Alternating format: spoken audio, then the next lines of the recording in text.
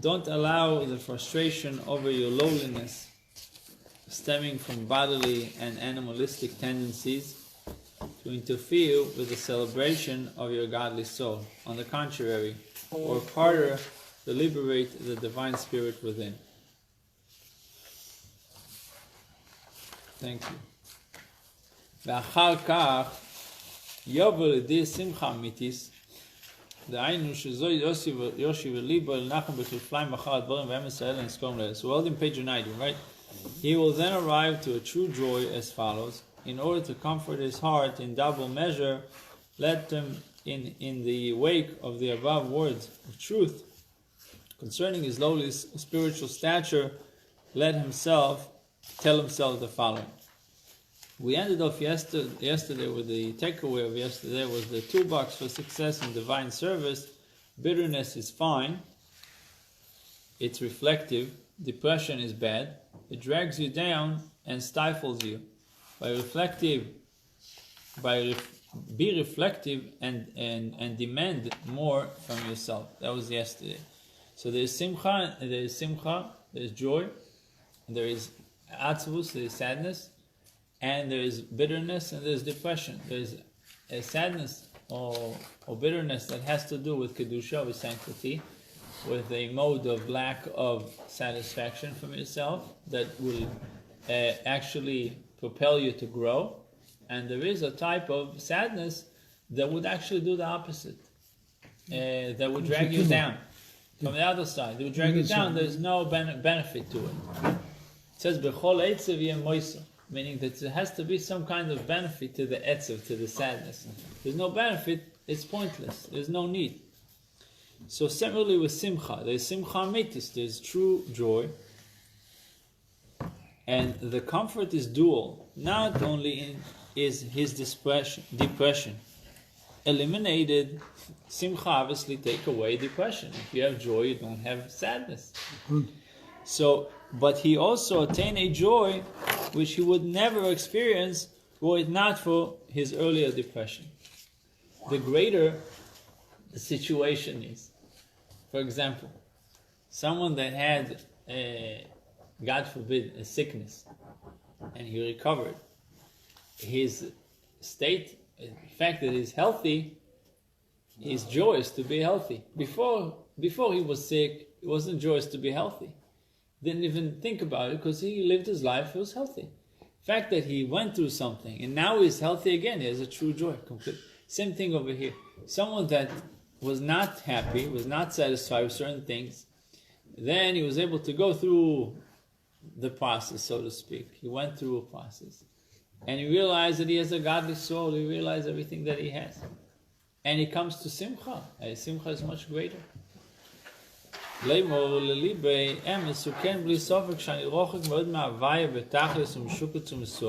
person should say to himself, it's true. I'm distant. I am distant from Hashem. I'm removed from Hashem. Remote from God. Despicable, contemptible, and so on. Who is the despicable, contemptible? It's my body, the animalistic soul. And the vital soul that is within me. But nevertheless, I have part of Hashem in me also. So there's a part that is despicable, but there's a part that is godly. Even the lowliest person has chelek elokah, a godly part in him. Which is a godly soul with a godly spark, mamish, literally, so that is vested in to give it life. The only thing is, in a state of exile. It is only that when the body and the animating soul are in such a lowly state, this divine soul is in exile within them. Therefore, אדרבה, כל מה שאני בתכלס צריך הוא מההוויה והטיוב ושיקוץ. הרי נפש אלוקיש בגולס גודס והחמוס הגדול מאוד. So the more despicable I am, the more distant I am from Hashem, the more mercy I need to arouse for my godly soul. Meaning, think of your body as a room. Close. A room. You're in a room. The body is a room. And the room can be a little bit dirty. Within this room, there is something very precious within the room. So the dirtier the room, the more the precious object, so to speak, is uncomfortable being in the room. The less it's dirty, the less it's uncomfortable. So Via says the more we are contemptible, the more the neshama is suffering. Because the neshama is with you regardless. You like it or not, the neshama is there. So if we are distancing ourselves from Hashem because of sins, transgressions, then the neshama is suffering more. The concealment is much greater. Does neshama stay above our head, or is it within us? So, because I heard today a lecture where they say that the neshama, for us, stays above our head but does not come to the body. Because so when I say the word neshama, I speak of the part that is with the permeated your body. No, that is within your body. It's godly, but it's within your body. The neshama itself has 5 levels. That's why we light 5 candles for your side, right? So nefesh, ruach, neshama, chaya, yechida. That's the 5 names of the neshama. And whoever told you this is correct, meaning that the nefesh is the part that stays in your body. Ruach hovers over you. The neshama stays above. Chaya, yechida is really godly, higher. But the nefesh is the part that we're dealing with. That it has to be somewhat. It's forced to be in our body. That's why it says in the Mishnah, Al korchecha tachai, against your will, you are alive. Meaning, the nefesh itself doesn't want to be there. Just like when you look at the candle, the fire wants to depart from the wick. The nefesh is the same thing, wants to leave the body. Because the body, it's foreign to it. Our job is to allow the nefesh to be comfortable in the body. And by us cleaning, getting rid of the shmutz, getting rid of dirty things, allowing the neshama, which I call the nefesh, would feel comfortable within the body. That's why, if you notice, people many times don't find a comfort or peace, tranquility in their lives. They can have everything they wish to have and a few of it, and there's still something is missing. And a lot of many times it's because of that they are feeding only the body and not the soul. Have to feed the soul. Sometimes feeding the soul would mean to feed the body less. It can't work together. It's not working in the same. If you have very strong desire for physical things, you can't have the same intensity for spiritual things. Once you diminish the desire for physical things, the desire for spiritual things kick in. Meaning there is always inside us a drive. And the drive can be utilized to Kedusha or not to the other side. But you can listen to a lecture while you're eating, right? You can? Listen to a lecture while you're eating.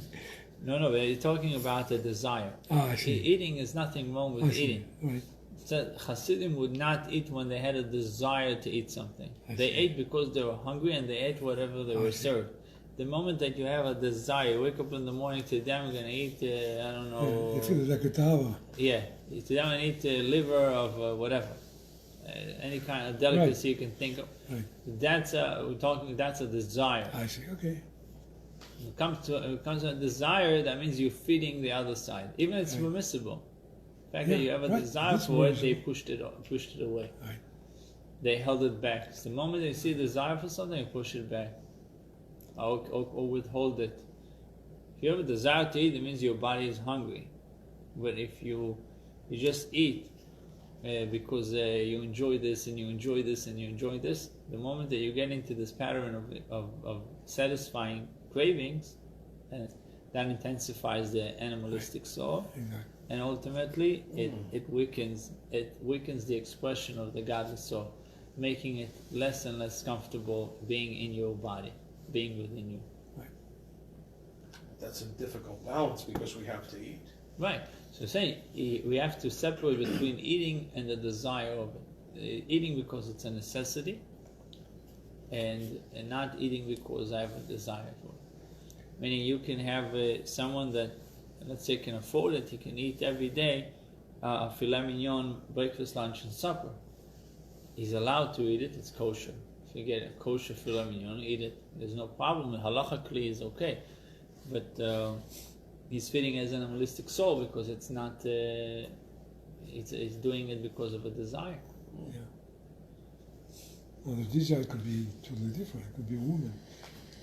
So if you strengthen that muscle, you'll be able to resist that part also. So it says, "Arei nefesh lekishu begolus godol yeiser v'achmosah gdol moed." The deeper in exile is my divine soul, no, the more is it to be pitied.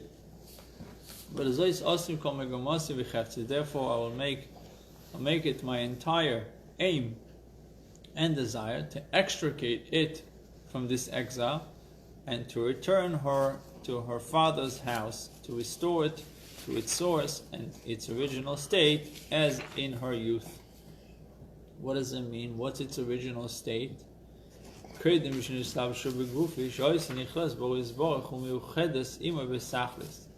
says, as it was before being closed in my body, when it was completely absorbed in God's light and united within Him. V'gam ato, and even now, v'gam ato kein, tieklulo miuches bo yisborech, she'osim kol megamosi, b'seir u'mitzvot la'al yishbon kol esib ch'noseh ha'kanis kale. Now too, will it likewise be absorbed and united with Him once again, when I concentrate all my aspirations on the Torah and the mitzvahs, in an effort to close therein all of the soul's 10 faculties, by applying my mental faculties to Torah study, and my emotive faculties to the performance of the mitzvahs with the vitality lent by the love and fear of God, as explained above in chapter 4. We find mitzvahs tefillah, especially when it comes to the mitzvah of davening, especially in fulfilling the mitzvah of prayer. I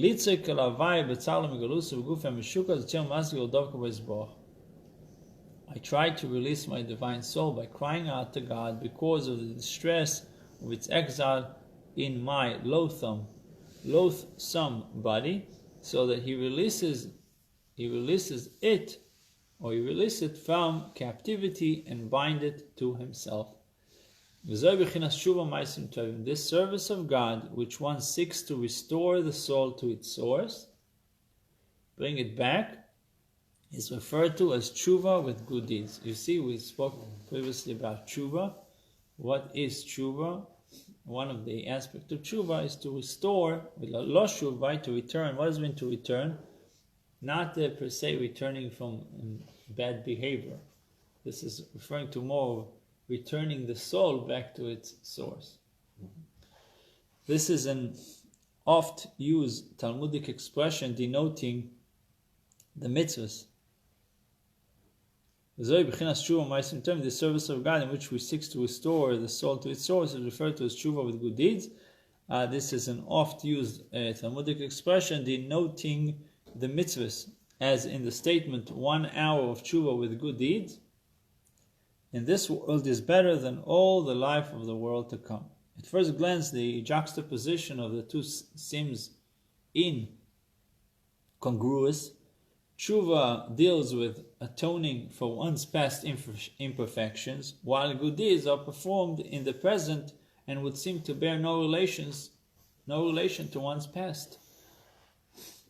Tshuva is seemingly for the negative, and good deeds is someone that is seemingly no connection to his past. He's doing good things. According to the Alter Rebbe's statement, however, that one's performance of the mitzvahs should be motivated by a desire to return his soul to its source within God. Meaning he should have it in mind that by doing mitzvahs, there is an aspect of, even though he's involved with good deeds, there is an aspect of tshuva. What tshuva? return